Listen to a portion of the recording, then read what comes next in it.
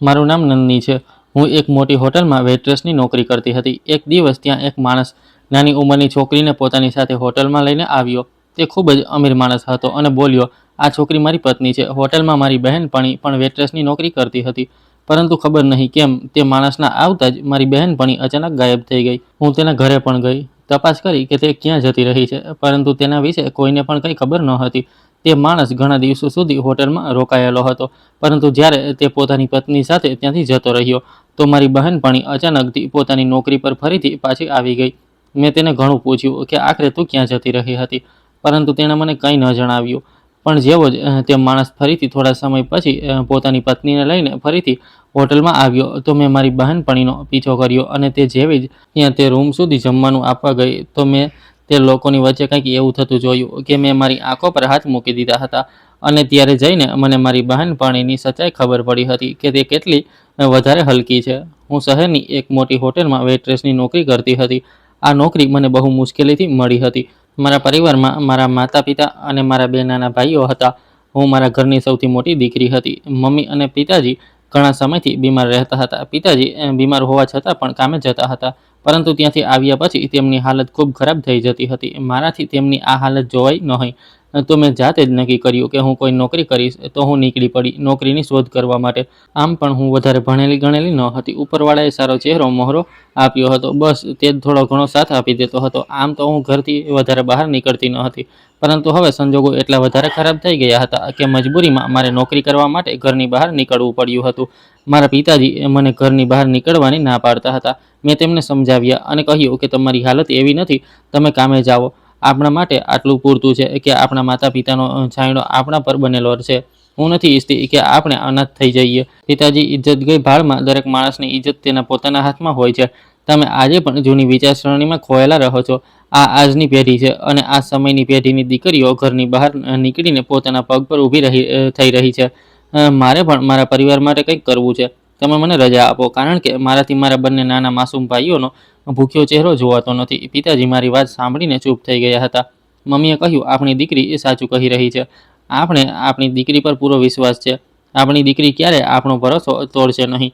પિતાજી ચૂપ રહ્યા. હું સમજી ગઈ હતી કે તેમની ખામોશીમાં જ સંમતિ છે, નહીંતર તેઓ કંઈ કહેતા અને ના પાડી દેતા. મેં ઘણી જગ્યાએ મારી હાઈસ્કૂલની માર્કશીટ લઈને નોકરી શોધવાનો પ્રયાસ કર્યો હતો, પરંતુ મને ક્યાંય પણ નોકરી મળી નહીં. એક દિવસ મને અમારા પડોશમાં રહેતા એક છોકરાએ એક હોટલમાં વેઇટ્રેસની નોકરી વિશે જણાવ્યું. હું તેના કહ્યા મુજબ ત્યાં પહોંચી ગઈ. હું વધારે ભણેલી ગણેલી ન હતી, અને પછી મને હોટલના કામકાજ વિશે વધારે કોઈ જાણકારી પણ ન હતી. મારા માટે અહીં કામ કરવું એક પડકાર હતો. મને લાગતું હતું કે મને નોકરી મળશે નહીં, પરંતુ જ્યારે હું ત્યાં પહોંચી તો મારી મુલાકાત ત્યાંના માલિક અંકિત સિંઘાનિયા સાથે થઈ. તે ખૂબ સ્માર્ટ હતા. મારા કરતાં ઉંમરમાં લગભગ 8 વર્ષ મોટા હતા. આ હોટલ તેમના પિતાની હતી, પરંતુ તેમના પિતા અવારનવાર બીમાર રહેતા હતા, તો તેઓ જાતે જ આ હોટલ સંભાળી રહ્યા હતા. હું જ્યારે તેમની પાસે ગઈ તો તેમણે મારો ઇન્ટરવ્યૂ લીધો. મેં ઇન્ટરવ્યૂ આપતા પહેલાં જ તેમને સ્પષ્ટ જણાવી દીધું હતું કે હું હોટલના કામકાજ વિશે કંઈ પણ જાણતી નથી. ના હું વધારે ભણેલી ગણેલી છું, ના હું વધારે સ્માર્ટ છું. હું જે પણ છું તમારી સામે છું. મને મારી જાત પર ભરોસો છે કે જો હું અહીં નોકરી કરીશ અને અહીંના લોકોને કામ કરતા જોઈશ, તો મારે કોઈની પાસેથી કંઈ પણ શીખવાની જરૂર પડશે નહીં, બલકે હું બધું જોઈને જ શીખી જઈશ. તમારી મરજી છે. તમે મને નોકરી આપવા માંગતા હોવ તો આપી શકો છો, પરંતુ હું એક ઇજ્જતદાર પરિવારની દીકરી છું. ગરીબ છું, પણ ઇજ્જતનો રોટલો ખાવાનું જાણું છું. અમે ગરીબ લોકો ભૂખ્યા રહેવાનું પસંદ કરીએ છીએ, પરંતુ ક્યારેય પણ અમારી ઇજ્જતનો સોદો નથી કરતા. મારી વાત સાંભળીને પહેલાં તો અંકિત સર મને ઘણી વાર સુધી જોતા રહ્યા. પછી ખુશ થઈને બોલ્યા, આઈ લવ યોર કોન્ફિડન્સ. મને મારી હોટલ માટે આવા જ લોકોની જરૂર છે, જે પોતાના આત્મવિશ્વાસને જાળવી રાખે અને ભરપૂર આત્મવિશ્વાસ સાથે કામ કરે. મને અંકિત સર પાસેથી આવા શબ્દોની બિલકુલ પણ અપેક્ષા ન હતી, કારણ કે તેઓ દેખાવમાં ખૂબ જ ઘમંડી પ્રકારના લાગી રહ્યા હતા. મેં જે હંમેશા અમીર લોકો વિશે સાંભળ્યું હતું કે અમીર લોકો પાસે જેટલા વધારે પૈસા હોય છે, એટલું મોટું તેમનું દિલ નથી હોતું, પરંતુ અંકિત સર આવા અમીર લોકોની બિલકુલ અલગ હતા. તેમણે મને ખુશી ખુશી નોકરી આપી દીધી હતી અને કહ્યું હતું કે જેવું કે તમે મને જણાવ્યું, તમે ગરીબ પરિવારમાંથી આવો છો, તો તમે ઈચ્છો તો અમારી હોટલમાંથી વધેલું જમવાનું પણ તમારા ઘરે લઈને જ તમારા પરિવારને ખવડાવી શકો છો. તમને અહીંનો સ્ટાફ અહીંની બધી રીતભાત શીખવી દેશે. જો મને તમારું કામ આ 1 મહિનામાં પસંદ આવ્યું, તો હું તમારા પગાર બમણો કરી દઈશ. તેમની વાત સાંભળીને મને ખુશી થઈ હતી, અને મેં મનમાં નક્કી કરી લીધું હતું કે હું તેમનો ભરોસો ક્યારેય નહીં તોડું. તેમને બધું કામ સારી રીતે શીખીને બતાવીશ અને અહીં પૂરી ઈમાનદારીથી મારી ફરજ બજાવીશ. અહીં બીજી પણ ઘણી બધી છોકરીઓ વેઇટ્રેસની નોકરી કરી રહી હતી. તો મને થોડી હિંમત મળી ગઈ હતી કે છોકરીઓમાં અહીં માત્ર હું જ એકલી નથી, બીજી બાકીની છોકરીઓ પણ છે જે મારા જેવી છે. જ્યારે હું અંકિત સરની કેબિનમાંથી નીકળવા લાગી તો તેમણે દરવાજા પર રોકતા કહ્યું, "સાંભળો મિસ નંદિની, તમે બહુ સુંદર છો. મેં તમારા જેવી સુંદર છોકરી કદાચ મારી જિંદગીમાં પહેલીવાર જોઈ છે, જે આટલી સાદગીમાં પણ આટલી સુંદર લાગી રહી છે. અને જ્યારે મેકઅપ કરશે તો કહેર વર્તાવશે." તેમના શબ્દો મને કંઈ પસંદ આવ્યા ન હતા. કદાચ તેઓ મને ઇમ્પ્રેસ કરવાનો પ્રયાસ કરી રહ્યા હતા, પરંતુ પછી મેં વિચાર્યું કે તેઓ આટલા અમીર માણસ છે, મારા જેવી સામાન્ય છોકરીને ઇમ્પ્રેસ કેમ કરશે? મેં તેમને થેન્ક યુ કહ્યું અને તેમની કેબિનમાંથી બહાર આવી ગઈ હતી. બીજે દિવસે હું સમય મુજબ ડ્યુટી પર આવી ગઈ હતી. ત્યાંના મેનેજરે મને બધું સમજાવી દીધું હતું અને ત્યાંની જૂની છોકરીઓએ મને ધીમે ધીમે હોટલના બધા કામ કરતા શીખવાડી દીધા હતા. મહેમાનો સાથે કેવી રીતે વાત કરવી, તેમને કેવી રીતે આપણી હોટલની સુવિધાઓ અને ડિસ્કાઉન્ટ વિશે જણાવવાનું હોય છે અને કેવા પ્રકારના મહેમાનોને જોઈને તેમને કેવા પ્રકારનું મેનુ આપવાનું છે. 20 દિવસમાં લગભગ હોટલના બધા કામ હું શીખી ગઈ હતી. મારી પાસે હોટલ મેનેજમેન્ટની ડિગ્રી તો નહોતી, પરંતુ મને એટલો અનુભવ થઈ ગયો હતો કે હું આગળ પણ અહીં ટકીને કામ કરી શકતી હતી. અંકિત સરને મારી મહેનત અને લગન પસંદ આવી હતી, કારણ કે આ કોઈ સામાન્ય હોટલ ન હતી. શહેરની સૌથી મોટી હોટલ હતી, જ્યાં લગભગ બધા જ સારી રીતે પ્રશિક્ષિત વેઇટર અને વેઇટ્રેસ કામ કરતા હતા. મારી અહીંના સ્ટાફ સાથે ઘણી સારી મિત્રતા થઈ ગઈ હતી. લગભગ બધા જ લોકો મને ખૂબ સારી રીતે જાણી ગયા હતા. સમય પસાર થતો ગયો. મારી આ નોકરીથી ધીમે ધીમે મારા ઘરની પરિસ્થિતિ પણ બદલાવા લાગી. મારા માતા પિતા મારા આ કામથી ખૂબ ખુશ હતા. તેમને લાગતું હતું કે મને ક્યાંક નોકરી મળશે નહીં અને ના તો હું ક્યાંય કોઈ કામ બરાબર કરી શકીશ. પરંતુ હવે જ્યારે બધું જ તેમના વિચારથી અલગ થતું હતું, તો તેઓ ખૂબ જ ખુશ થઈ રહ્યા હતા. મારા બંને ભાઈઓનું એડમિશન પણ મેં સ્કૂલમાં કરાવી દીધું હતું. અંકિત સરના કહેવા મુજબ રાત્રે હોટલમાં જ્યારે જમવાનું વધતું હતું, તે થોડું જમવાનું મારા ઘરે લઈ આવતી હતી અને અમે બધા શાંતિથી બેસીને જમતા હતા. મમ્મી અને પિતાજીની સારવાર પણ ચાલી રહી હતી. પિતાજીની તબિયત થોડી સારી થઈ તો તેમણે ફરીથી મને ઘરે બેસાડવા માંગ્યું અને કહ્યું, "બેટા, મારી તબિયત હવે સારી થઈ ગઈ છે. હું કામ કરવા લાયક થઈ ગયો છું." પણ મેં તેમને ના પાડી દીધી. તેઓ મજબૂર હતા અને હું નહોતી ઈચ્છતી કે તેઓ ફરીથી મજૂરી કરીને પોતાના શરીરને નબળું પાડી દે. ઉપરવાળાની કૃપાથી હવે તો તેઓ થોડા સ્વસ્થ થયા હતા અને મમ્મીના ચહેરા પર પણ ખુશાલી આવી ગઈ હતી. અમે અમારા ઘરમાં ફ્રીજ પણ ખરીદી લીધું હતું અને મારાથી મારી મમ્મીને હાથેથી કપડાં ધોતા જોઈ શકાતું ન હતું, તો મેં નવું વોશિંગ મશીન પણ ખરીદી લીધું હતું. આસપાસના લોકો આ જોઈને આશ્ચર્યચકિત થતા હતા કે એક છોકરી જે વધારે ભણેલી ગણેલી પણ નથી, તેને આખરે આટલી મોટી હોટલમાં નોકરી કેવી રીતે મળી ગઈ, અને નોકરી મળી પણ ગઈ તો ઘરમાં કેવી રીતે ચાર ચાંદ લાગી રહ્યા છે. આ બધું મારી મહેનતનું પરિણામ હતું. હું ખૂબ જ ભાગ્યશાળી હતી કે મને નોકરી માટે વધારે ધક્કા ખાવા પડ્યા ન હતા અને ઉપરવાળાની કૃપાથી હું મારી નોકરી ખૂબ જ સારી રીતે કરી રહી હતી. સમય પસાર થતો ગયો અને મને હોટલમાં નોકરી કરતાં લગભગ 6 મહિના વીતી ગયા હતા. ત્યાં અમે ઘણી બધી છોકરીઓનું ગ્રુપ હતું. અમે બધા એકસાથે હોટેલ જતા હતા અને રાત્રે પણ લગભગ બધા એકસાથે જ હોટલથી પોતાના ઘર માટે નીકળતા હતા. પરંતુ ત્યાં એક છોકરી એવી હતી જે મારી સૌથી વધારે ફેવરિટ બની ગઈ હતી, જેનું નામ સંધ્યા હતું. હું તેને મારી પાકી બહેનપણી માનવા લાગી હતી, કારણ કે એક તે જ હતી જેણે મને ત્યાંનું એક એક કામ બહુ પ્રેમથી સમજાવ્યું હતું. તેની સાથે વાતચીત કરતી વખતે ક્યારેક પણ મને સંકોચ અનુભવાયો ન હતો. સંધ્યા અહીં 2 વર્ષ પહેલાંથી કામ કરી રહી હતી. આ હિસાબે તે અહીંની ખૂબ જ જૂની વેઇટ્રેસ હતી અને તે આ હોટલના ખૂણે ખૂણાને જાણતી હતી. પરંતુ છેલ્લા કેટલાક દિવસોથી હું જોઈ રહી હતી કે સંધ્યા ખૂબ જ વધારે ખુશ છે. હું અથવા અમારી બાકીની બધી બહેનપણીઓ તેની સાથે વાત કરવાનો પ્રયાસ કરતી તો તે દરેક વાતનો જવાબ સ્મિત આપીને આપતી અને એવું લાગતું જાણે તે અમારા સવાલોના જવાબને મજાકમાં સમજી રહી છે.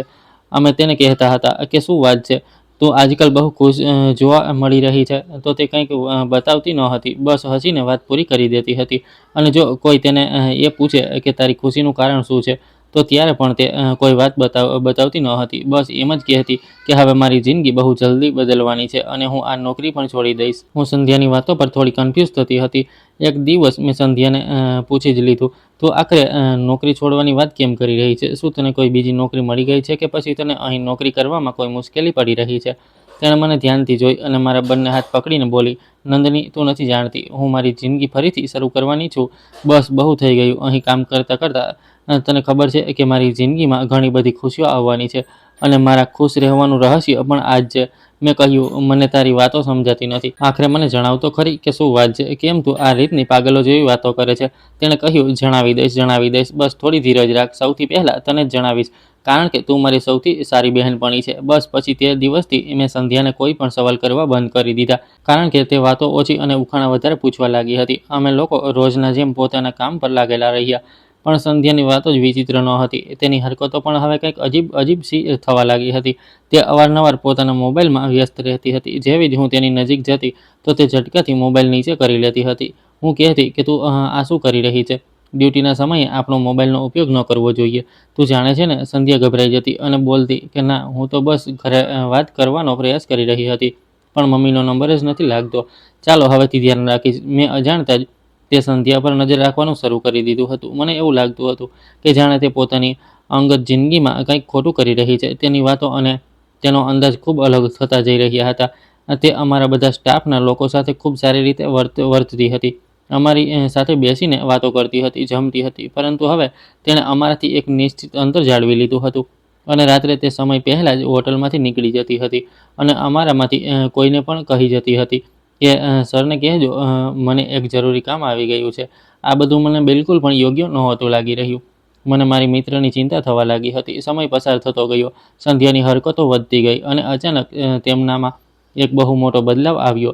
તે સંધ્યા જે હંમેશા હસતી રહેતી હતી, મુસ્કુરાતી રહેતી હતી અને ખુશ રહેતી હતી અને ન જાણે ક્યાં ખોવાયેલી રહેતી હતી.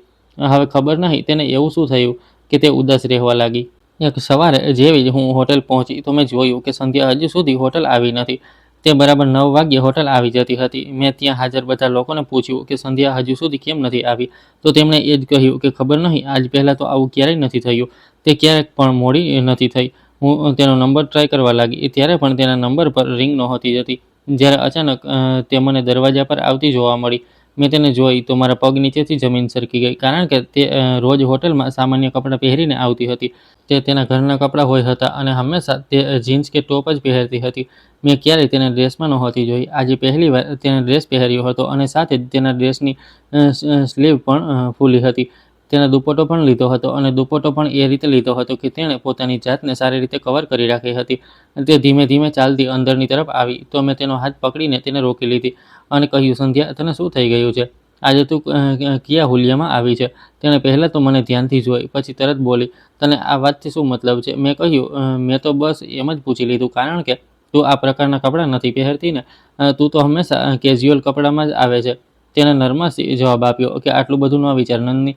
ક્યારેક માણસની વિચારસરણી પણ બદલાઈ જાય છે. હું તો તેનું આ રૂપ જોઈને આશ્ચર્યચકિત જ રહી ગઈ હતી. હવે મોટા ભાગે તે મોબાઈલમાં વ્યસ્ત રહેવા લાગી હતી. હોટલના મેનેજર પણ અંકિત સરને ઘણીવાર તેની ફરિયાદ કરી ચૂક્યા હતા. તેમનું કહેવું હતું કે તે પોતાનું કામ બરાબર નથી કરી રહી. જો તેનું આ પરફોર્મન્સ આવું જ રહ્યું તો તેને જલ્દી જ નોકરીમાંથી કાઢી મૂકવામાં આવશે. મને ચિંતા હતી સંધ્યાની, કારણ કે તે પણ એક મિડલ ક્લાસ ફેમિલીમાંથી બિલોંગ કરતી હતી અને તેના માટે આ નોકરી બહુ જરૂરી હતી. મેં અંકિત સર પાસે જાતે જઈને ઘણીવાર સમજાવ્યું હતું અને તેમણે એ જ કહ્યું હતું કે તે કદાચ કોઈ વાતથી પરેશાન છે, એટલા માટે પોતાનું ધ્યાન નથી લગાવી રહી. અંકિત સરે મને કહ્યું હતું કે હું માત્ર તારી વાત માનીને તેને છોડી દઉં છું, નહીંતર હું તેને ક્યારની મારી હોટલમાંથી કાઢી મૂકત. મારું તો મગજ ખરાબ થઈ ગયું હતું કે આખરે સંધ્યાને શું ગયું છે. હું તેની સાથે વાત કરવાનો પ્રયાસ કરતી હતી તો હવે તે મારાથી દૂર રહેવા લાગી હતી. એવું લાગતું હતું જાણે તે મારા સવાલોથી બચી રહી છે. તે પહેલાં જેટલી ખુશ જોવા મળતી હતી, હવે તેનાથી ક્યાંય વધારે ઉદાસ રહેવા લાગી હતી અને ક્યારેક તો મને એવું લાગતું હતું જાણે તે ખૂબ ડરેલી છે. તેના સ્ટાફના છોકરાઓ સાથે વાતચીત કરવાનું પણ છોડી દીધું હતું. તે અવારનવાર ખામોશ રહેતી હતી અને બસ પોતાના કામ પર જ ધ્યાન આપતી હતી. એકવાર તો તેણે વગર કારણે જ મારી સાથે ઝઘડો કરવાનું શરૂ કરી દીધું. જ્યારે અમારી સાથેવાળી વેઇટ્રેસનો બર્થડે હતો અને અમે તેની બર્થડે સેલિબ્રેટ કરવાનો પ્લાન બનાવ્યો. અમે વિચાર્યું અમે તે છોકરીને અમારી તરફથી સરપ્રાઈઝ આપીએ છીએ. મેં વિચાર્યું કે સંધ્યા સાથે હું વાત કરીશ, સંધ્યાને આ વિશે જણાવીશ. જ્યારે મેં સંધ્યાને આ વિશે જણાવ્યું તો મારી વાત સાંભળીને તેણે કોઈ રિએક્ટ ન કર્યું. મેં તેના ખભા પર હાથ મૂક્યો અને કહ્યું, સંધ્યા, મને એવું કેમ લાગી રહ્યું છે કે તું બહુ જ વધારે પરેશાન છે. તે તારો ગેટઅપ જ પણ ચેન્જ કરી લીધો. તું સૌથી અલગ રહે છે, ચૂપ રહે છે. હું તારી પરેશાની જાણવા માંગુ છું. હું તેની સાથે નોર્મલ વાતચીત કરી રહી હતી. તેને અચાનક મને જોરથી ધક્કો માર્યો અને બોલી, તું કેમ હંમેશા મારી પાછળ પડેલી રહે છે? તું અહીંયા કામ કરવાવાળી અને સામાન્ય છોકરી છે અહીંની માલકણ નથી જે હંમેશા મારા પર નજર રાખતી હોય. મેં કહ્યું, સંધ્યા રિલેક્સ થઈ જા. મેં આવું પણ કંઈ નથી કહી દીધું જે તને ખરાબ લાગી રહ્યું છે. તે કહેવા લાગી કે ના, હું જોઈ રહી છું કે તું મારી દરેક હરકત પર નજર રાખે છે. આખરે તું મારી પાસેથી શું ઈચ્છે છે? વારંવાર મારી પાસે આવીને મારી સાથે વાત કરવાનો પ્રયાસ કરે છે. મારે નથી કરવી તારી સાથે વાત. મારે કોઈની સાથે પણ વાત નથી કરવી. હું અહીં કામ કરું છું. મારી મજબૂરી છે, નહીંતર હું તમારામાંથી કોઈનો પણ ચહેરો નથી જોવા માંગતી. મેં કહ્યું, સંધ્યા, શું આપણે બધા આટલા ખરાબ થઈ ગયા? સ્પેશિયલી હું તો તારી મિત્ર છું. તું મને તારી બેસ્ટ ફ્રેન્ડ માનતી હતી. તો પછી તને શું થઈ ગયું છે? ભૂલી ગઈ તું? આપણી દોસ્તીને ખતમ કરી દીધી તે દોસ્તી? તેની આંખોમાં આંસુ આવી ગયા. તેણે ગુસ્સાભર્યા અંદાજમાં કહ્યું કે હા, મેં ખતમ કરી દીધી દોસ્તી. મારે તારી સાથે કોઈ દોસ્તી નથી રાખવી. મને એવી મિત્રની બિલકુલ જરૂર નથી જે 24 કલાક મારા પર પહેરો રાખે. હું તેની વાત સાંભળીને ચૂપ થઈ ગઈ અને પછી તેના પછીથી મેં તેની લાઈફમાં ઇન્ટરફિયર કરવાનું ખતમ કરી દીધું. મને લાગતું હતું કે તે ખોટા રસ્તા પર ભટકી ગઈ છે. તેને સાચા રસ્તા પર લાવવા માટે આપણે તેનો સાથ આપવો જોઈએ, પરંતુ તે પોતે પણ નહોતી ઈચ્છતી કે તે પોતાની કોઈ પણ વાત અમારી સાથે શેર કરે, સ્પેશિયલી મારી સાથે શેર કરે. ખબર નહીં તેને શું થઈ ગયું હતું. હાલ પૂરતું મેં આ વાતને મારા મગજ પર વધારે સવાર નહોતી કરી. હવે મને અહીં કામ કરતાં ઘણો સમય થઈ ગયો. હું ખુશ હતી, મારી ફેમિલી પણ ખુશ હતી અને હવે હું સંધ્યાથી દૂર રહેવા લાગી હતી કારણ કે તેણે પણ મારાથી અંતર જાળવી લીધું હતું. એક દિવસ સાંજનો સમય હતો અને વરસાદની મોસમ હતી. હું રિસેપ્શનિસ્ટ પાસે બેઠી ચા પી રહી હતી જ્યારે એક માણસ અને એક નાની ઉંમરની છોકરી હોટલમાં વિઝિટ કરવા આવ્યા. તે છોકરી એક દુલ્હન હતી અને જે રીતે સજી ધજીને તે આવી હતી તેને જોઈને એવું લાગતું હતું જાણે આ લોકોના લગ્ન ગઈકાલે કે પરમ દિવસે જ થયા છે. તે લોકોએ હોટલનો સૌથી વીઆઈપી રૂમ બુક કર્યો હતો. તેમને અમારી હોટલની સૌથી સારી સુવિધા આપવામાં આવી હતી. વેટર તેમનો સામાન લઈને તેમને રૂમ સુધી મૂકવા માટે જતો રહ્યો હતો અને તેમને રૂમ નંબર 106ની ચાવી આપી દેવામાં આવી હતી. બુકિંગ મિસ્ટર એન્ડ મિસિસ ખન્નાના નામથી થઈ હતી. વરસાદના કારણે આજે અમારી હોટલમાં વધારે મહેમાનો નહોતા અને જ્યારે આ કપલ અહીં આવ્યો તો અમે અમારા કામ પર લાગવાનું શરૂ કરી દીધું. સંધ્યા આ સમયે બાકીના રૂમમાં સર્વિસ આપવા માટે ગયેલી હતી. આ કપલ પોતાના રૂમમાં જઈ ચૂક્યું હતું. 1 કલાક પછી અમારો રૂમ નંબર 106માં જમવાનું મોકલવાનું હતું, તો આ કામ સંધ્યાને આપવામાં આવ્યું હતું. તેણે ગેસ્ટે સિલેક્ટ કરેલું મેનુ તૈયાર કર્યું અને જમવાનું લઈને 106 રૂમની તરફ ચાલી ગઈ. હું પણ તેની બાજુવાળા રૂમમાં 105માં જમવાનું આપવા માટે ગઈ હતી. હજુ હું રૂમમાંથી જમવાનું આપીને નીકળી જ રહી હતી. મેં જોયું કે સંધ્યા ગભરાઈને રૂમ નંબર 106ના દરવાજામાંથી પલટીને પાછી આવી ગઈ અને ઝડપી કદમોથી ભાગતી નીચેની તરફ જઈ રહી હતી. હું તેને અવાજ આપવા લાગી, પણ તેણે મારી એક પણ વાત ન સાંભળી. તે ખરાબ રીતે રડી રહી હતી. હું તો તેની સાથે સાથે જ ઉપર આવી હતી. તો પછી આટલી વારમાં એવું તે શું થઈ ગયું કે તે આટલી ખરાબ હાલતમાં અહીંથી ભાગી જાય? હું તેની પાછળ ભાગી અને તેને પૂછવા માંગતી હતી કે આખરે શું વાત છે, પરંતુ આશ્ચર્યની વાત એ હતી કે સંધ્યા મને આખી હોટલમાં ક્યાંય પણ જોવા ન મળી. હું જેવી જ નીચે પહોંચી અને ચેન્જિંગ રૂમ તરફ ગઈ તો ખબર પડી કે સંધ્યા પોતાનો સામાન લઈને હોટલમાંથી નીકળી ચૂકી છે અને તે ખૂબ જ વધારે ડરેલી હતી, ખૂબ જ વધારે ગભરાયેલી હતી. આ સાંભળીને મારા હોશ ઉડી ગયા હતા કે તે ભલે અમારામાંથી કોઈની સાથે વાત નહોતી કરતી, પણ તેણે આવું રિએક્ટ તો ક્યારે પણ નહોતું કર્યું જે રીતે આજે કર્યું છે. તે ક્યારેક પણ પોતાની ડ્યુટી અધવચ્ચે છોડીને નહોતી ગઈ અને જો તેને ક્યારેય કોઈ અર્જન્ટ કામ હોય અથવા ઘરે જવાનું હોય તો તે મેનેજર સરને જણાવીને જતી હતી, જે હરકત તેણે હવે કરી હતી. આ હિસાબે તો મને એ જ લાગતું હતું કે તેની નોકરી હવે નહીં રહે. હવે તો અંકિત સર નક્કી તેને નોકરીમાંથી કાઢી જ મૂકશે અને કદાચ હવેની વાર હું પોતે પણ તેના માટે કંઈ નહીં કરી શકું. હું પણ તેના તરફથી ખૂબ પરેશાન થઈ ગઈ હતી. મારું કામમાં મન નહોતું લાગતું. રાત્રે જ્યારે હું ઘરે પહોંચી તો મેં વિચાર્યું કે મારે સંધ્યા સાથે વાત કરવી જોઈએ. મેં મારો મોબાઈલ ઉઠાવ્યો અને તેનો નંબર ડાયલ કર્યો. ઘણીવાર સુધી રિંગ જતી રહી, પરંતુ કોઈએ ફોન ન ઉઠાવ્યો. પછી મેં તેને મેસેજ કર્યો, પરંતુ તેણે મારા મેસેજનો પણ કોઈ જવાબ ન આપ્યો. હું જાણતી હતી કે તે મારાથી નારાજ છે, પણ નારાજગીનું કારણ શું છે? જો તે પરેશાન છે તો પછી તે મને પોતાની પરેશાનીનું કારણ પણ તો જણાવી શકે છે. બની શકે કે હું તેની પરેશાનીનો કોઈ ઉકેલ કાઢી દઉં. મેં તેની સાથે વાત કરવાનો ઘણો પ્રયાસ કર્યો, પરંતુ મારી વાત ન થઈ શકી. આગલા દિવસે જ્યારે હું હોટલ ગઈ તો ત્યારે પણ તે ત્યાં નહોતી આવી. હું પણ હજુ એક ગેસ્ટ સાથે વાત કરી રહી હતી જ્યારે અચાનક મેનેજરે મને અવાજ લગાવીને પોતાની પાસે બોલાવી. હું તેમની પાસે ગઈ અને કહ્યું કે જી સર, કહો. તેમણે મને જણાવ્યું કે મિસ નંદની, તમે બધાને કહી દો કે કોઈ પણ રૂમ નંબર 106માં નહીં જાય. મિસ્ટર ખન્નાને જે પણ વસ્તુ જોઈતી હશે તે પોતે નીચે આવીને લઈ જશે. કોઈ પણ વેટર કે વેટ્રેસ ઉપર નહીં જાય. આ સાંભળીને મેં હામાં માથું હલાવી દીધું હતું કારણ કે મોટા ભાગે આવું જ થતું હતું. ઘણા એવા ગેસ્ટ આવતા હતા જે પોતાની પ્રાઇવસીને લઈને બહુ સિરિયસ હોતા હતા. મિસ્ટર એન્ડ મિસિસ ખન્નાને અમારી હોટલમાં રોકાઈએ 2 દિવસ વીતી ચૂક્યા હતા. આગલી સવારે હોટલ હંમેશની જેમ વ્યસ્ત હતી. હું રિસેપ્શન પર કામ કરી રહી હતી. ત્યારે જ હાઉસકીપિંગ વિભાગનો કર્મચારી શેખર મારી પાસે આવ્યો. તેનો ચહેરો બહુ સિરિયસ હતો. તેણે મને જોતાં કહ્યું, મેડમ, મારે તમારી સાથે એક જરૂરી વાત કરવી છે. મેં કહ્યું કે હા બોલ, શું વાત છે? શેખરે આમ તેમ જોયું, પછી ધીમેથી બોલ્યો, રૂમ નંબર 106 વાળા ગેસ્ટ વિશે, એટલે કે મિસ્ટર ખન્નાનો રૂમ. મેં કહ્યું તો તે બોલ્યો, મેડમ, રાત્રે લગભગ 2 વાગ્યાના સમયે તેઓ હોટલથી બહાર ગયા હતા. મેં કહ્યું તો આમાં કઈ મોટી વાત છે? તેમનું કોઈ જરૂરી કામ હશે. શેખરે કહ્યું, મેડમ, પણ તેમના કપડા પર ભીની માટી લાગેલી હતી. મેં ખંભા ઉલાડીને કહ્યું, કદાચ તે ક્યાંક પડી ગયા હશે. શેખર, તું આ કેવા પ્રકારની વાતો કરી રહ્યો છે? આપણે અહીં આપણી નોકરી કરવા આવીએ છીએ, ગેસ્ટ પર નજર રાખવા માટે નહીં.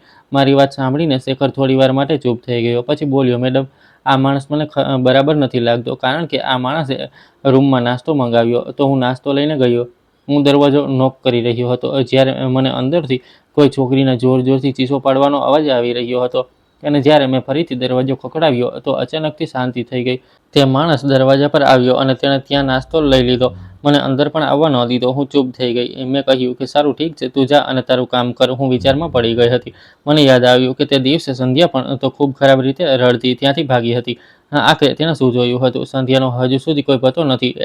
આટલી જ વારમાં તે બંને પતિ પત્ની લિફ્ટમાંથી બહાર આવ્યા. મેં જ્યારે તે છોકરીનો ચહેરો જોયો તો હું આશ્ચર્યચકિત રહી ગઈ, કારણ કે તેનો ચહેરો બહુ બદલાયેલો હતો અને તે કંઈક પરેશાન જેવી લાગી રહી હતી. તેની આંખો પણ સૂજેલી હતી, જાણે તે આખી રાત રડતી રહી હોય. તે છોકરી એક નજર મારી તરફ જોઈ. મને તેની આંખો જોઈને એવું લાગ્યું જાણે તે મારી પાસે મદદની પોકાર કરી રહી છે, જાણે તે કંઈક કહેવા માંગતી હોય પરંતુ કહી નહોતી રહી. તેના પતિએ તેનો હાથ પકડ્યો અને તેને લઈને બહાર જતો રહ્યો હતો. તે લોકો પોતાની ગાડીમાં બેસીને ન જાણે ક્યાં જતા રહ્યા હતા. સાંજે હું જલ્દી ઘરે જતી રહી હતી. મેં નક્કી કર્યું હતું કે હું સંધ્યા સાથે વાત કરીશ. આખરે તેને શું થયું છે? આખરે આ બધું શું છે? કેમ તે બંને પતિ પત્નીને જોઈને ત્યાંથી ભાગી ગઈ હતી? અને તેણે એવું તે શું જોઈ લીધું હતું? અને જે શેખર મને કહી રહ્યો હતો, શું તે બધું સાચું હતું? શું તેને ખરેખર કોઈની ચીસોનો અવાજ સાંભળ્યો હતો? બની શકે સંધ્યા કોઈ વાતથી ડરી ગઈ છે. હું સંધ્યાને મળવા માટે તેના ઘરે ગઈ.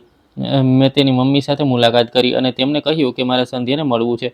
તે ક્યાં છે? શું તે પોતાના રૂમમાં છે? તેમણે કહ્યું કે ના દીકરી, તે તો બસ એક દિવસ હોટલથી અહીં આવી હતી અને તેણે પોતાનો બધો સામાન લીધો અને અહીંથી જતી રહી. ખબર નહીં સંધ્યા પોતાની જિંદગીમાં શું કરતી ફરે છે. સંધ્યાની મમ્મીની વાત સાંભળીને મને એક જોરદાર ઝટકો લાગ્યો હતો. તેનો અર્થ એ હતો કે તે જે કંઈ હું સંધ્યા વિશે અનુભવી રહી હતી એવું જ તે પણ અનુભવી રહી હતી. મેં કહ્યું, આંટી, હું જાણવા માંગુ છું કે આખરે સંધ્યાની જિંદગીમાં શું ચાલી રહ્યું હતું.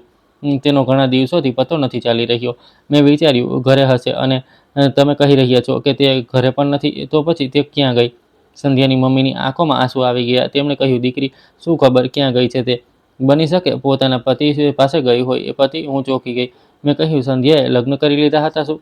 તેમણે કહ્યું કે હા બેટા, તેણે લગ્ન કરી લીધા હતા અને લગ્ન પણ પોતાની મરજીથી કર્યા હતા. ખબર નહીં ક્યાં આવારા છોકરાના પ્રેમમાં પડી ગઈ હતી. હંમેશા મોબાઈલમાં લાગેલી રહેતી હતી. અમને તો કહીને જતી હતી કે નોકરી પર જાઉં છું. હવે શું ખબર નોકરી પર જતી હતી કે તે છોકરાને મળવા જતી હતી. બસ એક દિવસ તે છોકરા સાથે વરમાળા પહેરીને ઘરમાં આવી ગઈ અને કહેવા લાગી કે મમ્મી, મેં લગ્ન કરી લીધા છે. કહી રહી હતી કે આ છોકરો બહુ અમીર છે, આપણી જિંદગી બદલી દેશે. તે છોકરો શહેરનો કોઈ જાણીતો બિઝનેસમેન હતો. અમે તો બેટા શરીફ લોકો છીએ, વધારે કંઈ જાણતા નથી. અમને શું ખબર આ દુનિયામાં બહાર શું થઈ રહ્યું છે. આપણી દીકરી નોકરી પર જતી હતી અને ઘરે આવીને આપણી સાથે ખુશ રહેતી હતી. અમે તો બસ આટલું જાણતા હતા. પરંતુ જ્યારથી તેણે તે છોકરા સાથે લગ્ન કર્યા હતા ત્યારથી જાણે તેના ચહેરાની ખુશી ક્યાંક ગાયબ થઈ ગઈ હતી. એ સંધ્યાના ભાઈ ક્યારેક તેના પર ધ્યાન નહોતા આપતા.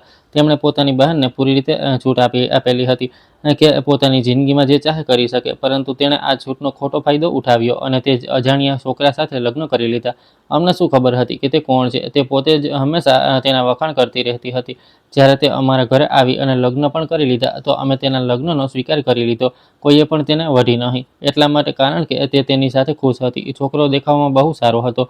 અમે વિચાર્યું કોઈ વાંધો નહીં, આપણી દીકરી તેની સાથે ખુશ છે અને પછી તે છોકરો પણ અમીર છે, આપણી દીકરીને હંમેશા ખુશ રાખશે. અમે તે બંનેને આશીર્વાદ આપ્યા અને સંધ્યા હંમેશા માટે તેની સાથે તેના ઘરે જતી રહી. સંધ્યા ક્યારેક ક્યારેક અમારા ઘરે આવતી હતી. અમને લાગ્યું કે લગ્ન પછી તે નોકરી છોડી દેશે, પરંતુ તેણે તો નોકરી પણ ન છોડી. તે હંમેશા એ જ જણાવતી હતી કે હું નોકરી પર જાઉં છું. મારો પતિ કહે છે કે તું નોકરી પર જવાનું ન છોડ. તે ખુશ હતી. અમે પણ તેને જોઈને ખુશ રહેતા હતા, પરંતુ પછી અચાનક ન જાણે એવું શું થવા લાગ્યું કે તે ઘણા દિવસોથી ઉદાસ રહી હતી. તેણે પોતાનું રૂપ પણ બદલી નાખ્યું હતું. તેને મોડલ બનવાનો બહુ શોખ હતો, એટલા માટે હંમેશા ફેન્સી કપડાં પહેરતી હતી. પરંતુ જ્યારથી લગ્ન થયા હતા, તેણે ડ્રેસ પહેરવાનું શરૂ કરી દીધું, દુપટ્ટો લેવાનું શરૂ કરી દીધું. તેણે ક્યારેય પણ પોતાની જિંદગી વિશે અમને કંઈ નહોતું જણાવ્યું. સમય પસાર થતો ગયો. બની શકે તે નોકરી પર સતત જતી રહી હતી, પરંતુ તેણે અમારા ઘરે આવવાનું બંધ કરી દીધું. પછી અચાનક તે એક દિવસ રડતી રડતી આવી અને કહેવા લાગી કે મારા પતિ સાથે છૂટાછેડા થઈ ગયા છે. અમે પરેશાન થઈ ગયા. અમે પૂછ્યું, જણાવ, તમારા બંને વચ્ચે શું થયું હતું જે છૂટાછેડા થઈ ગયા? તો તેણે આ વિશે પણ કંઈ ન જણાવ્યું અને તે ચૂપ રહેવા લાગી, ચીડી રહેવા લાગી. થોડા દિવસો પછી નોર્મલ થઈ ગઈ, જાણે તેણે પોતાના પતિને જિંદગીમાંથી શું પોતાના દિલમાંથી જ કાઢી નાખ્યો હોય. દીકરી, મને નથી ખબર કે તે ક્યાં ગઈ છે. 2 દિવસથી તેનો કોઈ અતોપતો નથી. તેનો ફોન પણ બંધ આવી રહ્યો છે. તને કંઈ ખબર છે તો જણાવ. મારા બંને દીકરાઓ તો પોતાના પરિવારોમાં વ્યસ્ત રહે છે. કોઈ પણ મારી દીકરીની ખબર લેવાનો પ્રયાસ નથી કરી રહ્યું. હું રહી ઘરડી ઓરત, હું તેને ક્યાં શોધું? સંધ્યાની મમ્મીની વાતો સાંભળીને મને બધું જ યાદ આવવા લાગ્યું હતું કે સંધ્યા અમારી સાથે કેમ આવું વર્તન કરી રહી હતી. પણ મને અફસોસ એ વાત પર થયો હતો કે તેણે મને પોતાની બેસ્ટ ફ્રેન્ડ બનાવી હતી. તેણે મને પોતાની જિંદગીના આટલા મહત્ત્વના હિસ્સા વિશે પણ નહોતું જણાવ્યું. તેણે ના મને એ જણાવ્યું કે તે કોઈ છોકરાને પ્રેમ કરતી હતી અને ના એ જણાવ્યું કે તેણે તેની સાથે લગ્ન પણ કરી લીધા હતા. મેં આંટીને આશ્વાસન આપ્યું અને કહ્યું કે હું સંધ્યાને શોધી લઈશ. તમે ચિંતા ન કરો. ખબર નહીં કેમ મને એવું લાગી રહ્યું હતું જાણે હોટલમાં થતા કિસ્સા અને સંધ્યાની હરકતો આ બધું અંદરો અંદર ક્યાંક ને ક્યાંક જોડાઈ રહ્યું છે. હું કંઈ પણ સમજી નહોતી રહી, પરંતુ મારે કંઈ પણ કરીને મારી મિત્રને બચાવવી હતી. તેને શોધવાની હતી અને જાણવાનું હતું કે આખરે તેની જિંદગીમાં શું ચાલી રહ્યું છે. હું બહુ પરેશાન હતી અને આગલા દિવસે આજ પરેશાની ભરી સ્થિતિમાં જ્યારે હોટલ પહોંચી તો મારો સામનો અંકિત સર સાથે થયો. મને પોતાની કેબિનમાં બોલાવી અને કહેવા લાગ્યા, નંદની, તારી તે મિત્ર ક્યાં છે જેની નોકરી તું અત્યાર સુધી બચાવી રહી છે? તે પોતે નોકરી છોડીને જતી રહી છે. હવે હું તારી કોઈ મદદ નહીં કરી શકું. હવે જો તે અહીં નોકરી કરવા આવી તો હું તેને નોકરી પણ નહીં આપું. મેં સરની તરફ જોયું અને કહ્યું, સર, મને કંઈ પણ યોગ્ય નથી લાગી રહ્યું. તેમણે કહ્યું, શું યોગ્ય નથી લાગી રહ્યું? તું આ કેવી વાતો કરી રહી છે? મેં કહ્યું, સર, સંધ્યા હોટલમાંથી રડતી રડતી ભાગી હતી અને પછી તે ના તો પોતાના ઘરે પહોંચી છે અને ના તો તેનો નંબર લાગી રહ્યો છે. ખબર નહીં તે ક્યાં ગાયબ થઈ ગઈ છે. સર, પ્લીઝ તમે કંઈક કરો. તેનો પરિવાર એવો નથી કે તેને શોધી શકે. હું નથી ઈચ્છતી કે તેની સાથે કંઈક ખોટું થઈ જાય. સર, મને તમારી મદદની જરૂર છે. હું ઈચ્છું છું કે તમે મારી મિત્રને શોધી કાઢો. મારી વાત સાંભળીને અંકિત સર ચૂપ થઈ ગયા. પછી કહેવા લાગ્યા કે સારું, ઠીક છે, તું પરેશાન ન થા. હું તારા માટે સંધ્યાને શોધવાનો પ્રયાસ કરી શકું છું. તેમણે મોબાઈલ ઉઠાવ્યો અને પોતાના કેટલાક પોલીસ ઇન્સ્પેક્ટર મિત્રોને ફોન જોડ્યો અને સંધ્યાની તપાસ શરૂ કરી દીધી. સંધ્યાને ગુમ થઈએ 3 દિવસ વીતી ગયા હતા, જેના પર તેની રિપોર્ટ પણ બનતી હતી. 24 કલાક પછી સંધ્યાની ખબર પડી ગઈ હતી. તે કોઈ હોટલમાં હતી. જ્યારે અમને હોટલની ખબર પડી તો હું ત્યાં ગઈ. સંધ્યા હોટલના રૂમમાં સંતાઈને બેઠી હતી. તેની હાલત જોઈને તો મારા હોશ ઉડી ગયા હતા. તે ખૂબ જ વધારે ડરેલી હતી. મને અચાનક આ રીતે જોઈને તે ગભરાઈ ગઈ અને કહેવા લાગી, તને મારા વિશે કોણે જણાવ્યું કે હું અહીં છું? મેં કહ્યું, સંધ્યા, તને શું થઈ ગયું છે? હું તને શોધવા માટે આવી છું. આખરે તું આ બધું શું કરતી ફરે છે? શું થઈ ગયું છે? તું મને બધું જણાવ. હું તારી મદદ કરીશ. સંધ્યા રડતા કહેવા લાગી, તે આવી જશે. તે મને જીવથી નહીં છોડે. તે બહુ જ ખતરનાક માણસ છે. તે હોટલ સુધી પહોંચી ગયો છે. મેં કહ્યું, તું કોની વાત કરી રહી છે? સંધ્યા, મને જણાવ. સંધ્યા મને ભેટી પડી. હું તેને સાંત્વના આપવા લાગી, પરંતુ અચાનક મારી નજર તેની ગરદન પર ગઈ, જ્યાં ઉઝરડાના નિશાન હતા. મેં કહ્યું, સંધ્યા, આ તારી ગરદન પર કેવા પ્રકારના નિશાન છે? તેણે કહ્યું, નંદની, પહેલાં તું વચન આપ, કોઈને આ વિશે કંઈ નહીં કહે. મેં કહ્યું, ઠીક છે, હું કોઈને કંઈ નહીં કહું. મેં તેને નહોતું જણાવ્યું કે હું પોલીસ મારફતે અહીં સુધી પહોંચી છું. હું નહોતી ઈચ્છતી કે તે વધારે ડરી જાય. પછી સંધ્યાએ મારા પર ભરોસો કર્યો અને પછી બધું જણાવ્યું કે તે કઈ રીતે સંધ્યા તેના પ્રેમમાં ફસાઈ હતી અને તેણે તેને પોતાની વાતોમાં લઈ લીધી હતી. તેણે તેની સાથે લગ્ન તો કરી લીધા હતા, પરંતુ લગ્ન કર્યા પછી જ્યારે તે તેનો પોતાના ઘરે લઈને ગયો તો તેણે તેને મારવા પીટવાનું શરૂ કરી દીધું. તે રૂપ જોઈને તે ગભરાઈ ગઈ હતી. તેણે જણાવ્યું કે તે માણસ રાત્રે એકાંત રૂમમાં દરિંદો બની જાય છે, પરંતુ દિવસના અજવાળામાં એક એવો શરીફ માણસ બની જાય છે જેની ઓળખ બિલકુલ અલગ છે. મેં કહ્યું, તે માણસ કોણ છે? તું મને તેના વિશે જણાવ. સંધ્યાએ કહ્યું કે તે એ જ માણસ છે જે આપણી હોટલમાં રૂમ નંબર 106માં આવ્યો હતો. હું જ્યારે રૂમમાં જમવાનું આપવા માટે ગઈ તો મેં જોયું કે તે ત્યાં કોઈ બીજી છોકરી સાથે હાજર હતો અને તેનું કારણું મરડી રહ્યો હતો. મેં તેની પાસેથી છૂટાછેડા લઈને મારા બધા સંબંધો ખતમ કરી દીધા હતા. તે માણસ દિવસના અજવાળામાં તો બિલકુલ ઠીક રહે છે, પરંતુ એકાંતમાં અને રાતમાં અંધારામાં સ્ત્રી પર પોતાનો ગુસ્સો કાઢે છે. તે જ્યારે મને પહેલી વાર મળ્યો હતો તો મારી સાથે બહુ મોહબ્બતના દાવા કરતો હતો. દિવસમાં મારી સાથે બહુ નોર્મલ રહેતો હતો. મને કહેતો હતો કે તું તારી નોકરી ચાલુ રાખ, મને તારી જિંદગીથી કોઈ મતલબ નથી. પરંતુ જ્યારે રાત થતી અને હું તેની સાથે રૂમમાં હાજર હોતી તો તે મને ખરાબ રીતે મારતો પીટતો હતો, જેના નિશાન મારા શરીર પર હજુ પણ હાજર છે. હું નહોતી ઈચ્છતી કે આ સચ્ચાઈ કોઈને ખબર પડે, એટલે મેં મારા શરીરને ઢાંકવાનું શરૂ કરી દીધું હતું. મેં તેની પાસેથી કોઈક રીતે છૂટાછેડા લઈ લીધા અને મારો પીછો છોડાવી લીધો. તેને મને જાતે જ છૂટાછેડા આપી દીધા હતા. તેનું કહેવું હતું, આમ પણ હું તને છોડવાનો જ હતો. હું મારી સાથે વધારે દિવસ સુધી કોઈ પણ એક છોકરીને સહન નથી કરી શકતો. હું મારી જિંદગીમાં ફરી પાછી આવી ગઈ.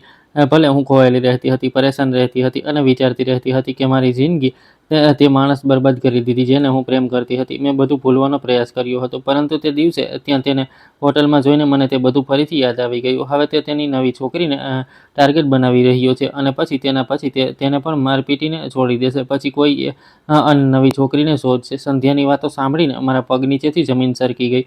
મેં કહ્યું, સંધ્યા આવી વાત હતી તો તે પોલીસમાં તેની સામે ફરિયાદ કેમ ન કરી? સંધ્યાએ રડતા કહ્યું, હું એવું નથી કરી શકતી. તે ખૂબ જ અમીર માણસ છે અને તેની ઓળખાણ બહુ દૂર સુધી છે. તે પોલીસની પણ નથી ડરતો. મારા પહેલાં ન જાણે કેટલી છોકરીઓ સાથે તે આ બધું કરી ચૂક્યો છે. તે એક દરિંદો છે, એક એવો માણસ છે જે પોતાના મગજથી ઠીક નથી. તે દુનિયા સામે બહુ શરીફ અને સારો બને છે, પરંતુ તેની હકીકત કંઈક બીજી જ છે, જે બંધ કમરામાં દેખાય છે. મેં કહ્યું, જો આ વાત છે તો તું અત્યારે મારી સાથે હોટલ ચાલ. તે રડવા લાગી, કરગરવા લાગી, કારણ કે તે બહુ ડરપોક છોકરી હતી. તે તેની સચ્ચાઈ દુનિયા સામે નહોતી લાવવા માંગતી. તેણે કહ્યું, હું આવું નથી કરી શકતી, પ્લીઝ. હું તેનો સામનો નથી કરી શકતી. હું જાણું છું કે તે મને એકલી જોશે તો પછી મારા પર હાથ ઉપાડશે. મેં સંધ્યાને બહુ સમજાવી અને તેને કહ્યું કે આવા લોકોનું પરિણામ તેમને તેમની સજા સુધી પહોંચાડવાનું હોય છે. તે તારી જિંદગી બરબાદ કરી દીધી, તું ચૂપ રહી. તે કોઈને કંઈ ન જણાવ્યું, પરંતુ તું શું ઈચ્છે છે કે તારી જેમ બાકીની છોકરીઓની પણ જિંદગી બરબાદ થાય? મારી વાત સાંભળીને તું ચૂપ રહી. તેણે કોઈ જવાબ ન આપ્યો. પછી થોડી વાર પછી બોલી, હું આવું નથી ઈચ્છતી. હું નથી ઈચ્છતી કે જે મારા પર વીતી હોય તે દરેક છોકરી પર વીતે. મેં કહ્યું, તો પછી તારે અવાજ ઉઠાવવો પડશે. તારે અત્યાચાર સામે લડવું પડશે. આખરે તો આમ ક્યાં સુધી તેનાથી ડરતી રહીશ? મારી સાથે હોટેલ સુધી પોલીસ પહોંચી હતી, પરંતુ પોલીસવાળા સંધ્યાની સામે નહોતા આવ્યા, કારણ કે અમે જાણતા હતા કે સંધ્યા ડરી જશે. પરંતુ પોલીસ પોતાના કાને બધું જ સાંભળી ચૂકી હતી અને બધી જ સચ્ચાઈ અંકિત સરની સામે પણ આવી ચૂકી હતી. તેમણે પણ કહ્યું હતું કે અમે સંધ્યાને ન્યાય અપાવીશું અને તેની મદદ ચોક્કસ કરીશું. તે માણસ અમારી હોટલમાં જ હાજર હતો, પરંતુ બરાબર પોલીસના ત્યાં પહોંચ્યા પહેલાં તે ત્યાંથી નીકળી ચૂક્યો હતો. સાથે જ તે છોકરીને પણ લઈ ગયો હતો, જે તેની સાથે પત્ની બનીને અમારી હોટલમાં રોકાયેલી હતી. અમારી પાસે એક બીજો સાક્ષી હતો, શેખર, જેણે તેમના રૂમમાંથી આવતી ચીસોના અવાજો સાંભળ્યા હતા. જ્યારે અમે હોટલ પહોંચ્યા તો ત્યારે જ 5 મિનિટ પહેલાં તેમણે હોટલમાંથી ચેકઆઉટ કર્યું હતું. પોલીસે તે માણસને શોધવાનું શરૂ કરી દીધું. અમારી પાસે તેમની જેટલી પણ વિગત હતી તે બધી ખોટી હતી. તેનું અસલી નામ કંઈક બીજું હતું. તેણે સંધ્યાને પોતાનું નામ અમન જણાવ્યું હતું અને અમારી હોટલમાં વિક્રમ ખન્નાના નામથી રોકાયેલો હતો. પોલીસ કન્ફ્યુઝ થઈ ગઈ હતી અને કંઈ પણ કરીને આ માણસને પકડવા માંગતી હતી, કારણ કે અંકિત સરે ઓર્ડર આપી દીધા હતા કે આ માણસને સજા થવી જોઈએ અને આ માણસ હવે પકડાવવો જોઈએ. પોલીસે પોતાનું કામ ખૂબ ઈમાનદારી સાથે કર્યું હતું અને 2 દિવસ પછી તેને બીજી હોટલમાંથી પકડી લેવામાં આવ્યો હતો, જ્યાં તે બીજી છોકરી સાથે હાજર હતો. તેની સાથે પણ તે જ બધું કરી રહ્યો હતો જે તેણે અત્યાર સુધી છોકરીઓ સાથે કર્યું હતું. પોલીસે જ્યારે તેની ધરપકડ કરી તો તે ખરાબ રીતે બૂમો પાડી રહ્યો હતો અને કહી રહ્યો હતો કે મેં એવું કંઈ નથી કર્યું. આ છોકરીઓ જૂઠું બોલી રહી છે. પણ એક છોકરી જૂઠ બોલી શકતી હતી, બધી છોકરીઓ તો જૂઠ નહોતી બોલી શકતી. તેની ધરપકડ પર ધીમે ધીમે બધી છોકરીઓ સામે આવી, જેમણે નિવેદન આપ્યું અને પછી તેને કડક સજા થઈ. તે છોકરાનું અસલી નામ ઋતિક ખુરાના હતું, જે શહેરના સૌથી મોટા બિઝનેસમેનનો દીકરો હતો. જ્યારે તેમને આ વાત ખબર પડી તો તેઓ પણ સામે આવ્યા અને તેમણે જણાવ્યું કે મારો દીકરો માનસિક રીતે પાગલ છે. ખબર નહીં તેની સાથે આ બધું કેમ અને કેવી રીતે થયું અને તેણે છોકરીઓ સાથે આ બધું કરવાનું કેમ શરૂ કર્યું. અમે બધા તો આ વાત પર નથી જાણતા, પરંતુ જે પણ થયું તે બહુ ખોટું હતું. અમે અમારા દીકરાને નહીં બચાવીએ. બધા પુરાવા અને સાક્ષીઓ મુજબ ઋતિક ખુરાનાને જેલ થઈ ગઈ. સંધ્યા અને તે બાકી બધી છોકરીઓને ન્યાય મળી ગયો. જેમણે પોતાના શરીરનું બલિદાન આપ્યું. સાથે જ એક માણસ બીજો હતો જેણે અમારી મદદ કરી હતી, અને તે માણસ બીજું કોઈ નહીં પણ અંકિત સર હતા, જેના લીધે આ બધું થયું હતું. કદાચ હું કે સંધ્યા મળીને તે દરિંદાને નહોતા પકડી શકતા, અથવા તો તે પોતાના પૈસાની તાકાતથી બચી નીકળત. અંકિત સરે અમારો ઘણો સાથ આપ્યો હતો. સમય પસાર થતો ગયો. અમે અમારી હોટલમાં એવા લોકોના આવવા પર બિલકુલ રોક લગાવી દીધી જે નકલી આઈડી અને નકલી નામ સાથે હોટલમાં રોકાતા હતા, કારણ કે અમે અમારી હોટલનું નામ ખરાબ નહોતા કરવા માંગતા. એવી ઘણી હોટલો હતી જ્યાં પણ ઋતિક ખુરાના છોકરીઓને લઈ જઈને પોતાની ઓળખ બદલીને તેમની સાથે પોતાની હતાશા કાઢતો હતો. પરંતુ હવે આવું નહોતું થવાનું. અંકિત સરે કહ્યું કે આ બધું તારા કારણે થયું છે. તે મને સંધ્યા વિશે જણાવ્યું. તે સંધ્યાને શોધવાનો પ્રયાસ કર્યો. જો તું પણ તેને ન શોધતી, તેને પોતાના પરિવારની જેમ નજરઅંદાજ કરી દેતી, તો આજે ન જાણે તે પોતાની જિંદગી સાથે શું કરી બેસતી. અંકિત સરે મારા વખાણ કર્યા તો હું ખુશ થઈ હતી. સંધ્યાએ પોતાની ફરીથી નોકરી જોઈન કરી લીધી હતી અને હવે તે ડરની સાથે નહીં પરંતુ ખુશી ખુશી પહેલાંની જેમ કામ કરી રહી હતી.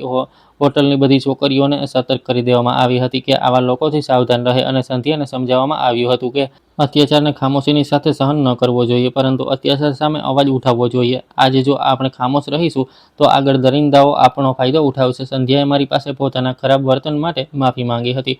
જ્યારે તે પોતાના ઘરે પહોંચી તો તેની મમ્મી બહુ વધારે ખુશ થઈ હતી. તેણે પોતાની દીકરીને ગળે લગાવી લીધી હતી અને કહ્યું હતું કે દીકરી, હવેથી આવું પગલું ન ભરતી. જે પણ કરવું હોય પોતાના પરિવારની મરજીથી કરજે. ઋતિક ખુરાનાની સારવાર ચાલી રહી છે, કારણ કે તેણે પોતાની બીમારીના લીધે ઘણી છોકરીઓની જિંદગી ખરાબ કરી હતી. છોકરીઓ સુંદર ચહેરા પાછળ ફિદા થઈને તેની ઘૃણાસ્પદ હરકતોનો નહોતી જાણતી, કારણ કે હંમેશા સુંદર ચહેરાઓ પાછળ દરિંદાઓ છુપાયેલા હોય છે જેને આપણે નથી જોઈ શકતા. સંધ્યાની જિંદગીમાં તો બધું જ ઠીક થઈ ગયું હતું. હું જાણતી હતી કે જે ઘા તેના શરીર પર છે તે તો ખતમ થઈ જશે, પરંતુ જે દિલ પર છે તેને ખતમ થવામાં હજુ સમય લાગશે. હું તેનાથી નારાજ હતી કે તેણે પોતાની મિત્રને પોતાની જિંદગીની ખુશી અને દુઃખમાં સામેલ નહોતી કરી. જો તેણે મારી સાથે આ બધું શેર કરી લીધું હોત તો બની શકત કે તે આરોપીને સજા ઘણા સમય પહેલાં જ મળી જાત. એક દિવસ અંકિત સરે મને પોતાના રૂમમાં બોલાવી. હવે મારી પણ જિંદગીની અસલી શરૂઆત થવાની હતી, કારણ કે અંકિત સરે મને પ્રપોઝ કર્યું હતું અને કહ્યું હતું કે હું ઘણા સમયથી તેને પસંદ કરું છું, પરંતુ ક્યારેક તેને કહી ન શક્યો. હું તારી સાથે લગ્ન કરવા માંગુ છું. મેં અંકિત સરનું પ્રપોઝલ એક્સેપ્ટ નહોતું કર્યું. હું નહોતી ઈચ્છતી કે દુનિયા એમ કહે કે એક સામાન્ય વેઇટ્રેસે અમીર માણસને પોતાની મોહબ્બતની જાળમાં ફસાવી લીધો. મેં તેમને ના પાડી દીધી હતી, પણ તેઓ વારંવાર મારા દિલમાં પોતાના માટે જગ્યા બનાવવા માટે કંઈક ને કંઈક એવું કરતા કે હું મજબૂર થઈ ગઈ. તેઓ મારા ઘરે ગયા. તેમણે મારા પરિવારને મનાવ્યો અને મારા પેરેન્ટને ખૂબ ઇમ્પ્રેસ કર્યા, જેનાથી હું મજબૂર થઈ ગઈ તેમની સાથે લગ્ન કરવા માટે. અને આજે મારા તેમની સાથે લગ્ન થઈ ચૂક્યા છે. હું તેમની પત્ની છું, પરંતુ હું આજે પણ મારા જ પતિની હોટલમાં વેટરની નોકરી કરું છું, કારણ કે મને આ નોકરી પસંદ છે અને હું ક્યારેય મારી ઓકાત નથી ભૂલી. માણસે ક્યારેક પણ પોતાના સારા દિવસો આવી ગયા પછી ખરાબ દિવસોને ન ભૂલવા જોઈએ. મિત્રો, આશા રાખું છું કે તમને અમારી વાર્તા પસંદ આવી હશે. વાર્તા પસંદ આવી છે તો વિડીયોને લાઇક કરો, ચેનલ પર નવા છો તો ચેનલને સબસ્ક્રાઈબ કરો, અને હા, નોટિફિકેશન બેલને જરૂર દબાવો, જેથી આગામી અપડેટ સૌથી પહેલાં તમને મળે. ધન્યવાદ.